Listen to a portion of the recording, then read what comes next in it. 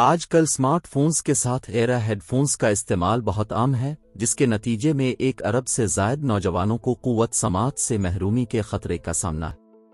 یہ انتباہ ایک نئی طبی تحقیق میں سامنے آیا۔ جرنل BMJ گلوبل ہیلتھ میں شائع تحقیق میں تخمینہ لگایا گیا کہ 12 سے 34 سال کے 24% افراد headphones, earphones, earbuds اور مختلف جگہوں پر موسیقی کو غیر محفوظ والیوم لیول پر سنتے ہیں۔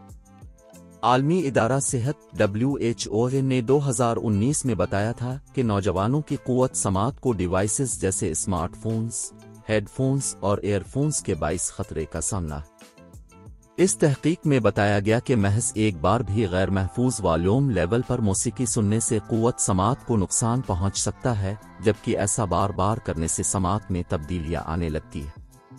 محققین کے مطابق اس عادت کے باعث وقت گزرنے کے ساتھ قوت سماعت سے محرومی کا سامنا ہو سکتا ہے۔ تحقیق کے دوران دنیا بھر میں موسیقی سننے کی عادت کا جائزہ لیا گیا۔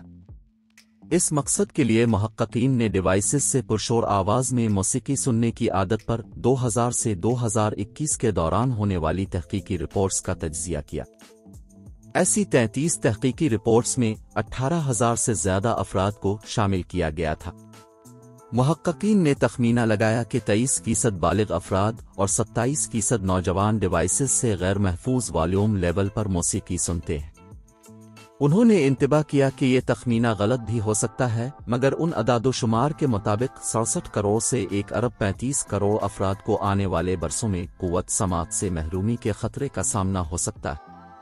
محققین نے کہا کہ تحقیق کچھ حد تک محدود ہے، مگر ڈیوائسز مختلف جگہوں پر بہت زیادہ تیز آواز میں موسیقی سننے کی عادت قوت سماعت کے لیے تباہ کن ثابت ہو سکتی ہے۔ تحقیق میں دنیا بھر کی حکومتوں سے مطالبہ کیا گیا کہ فوری طور پر اس حوالے سے پالیسیوں پر عمل درآمد کیا جائے۔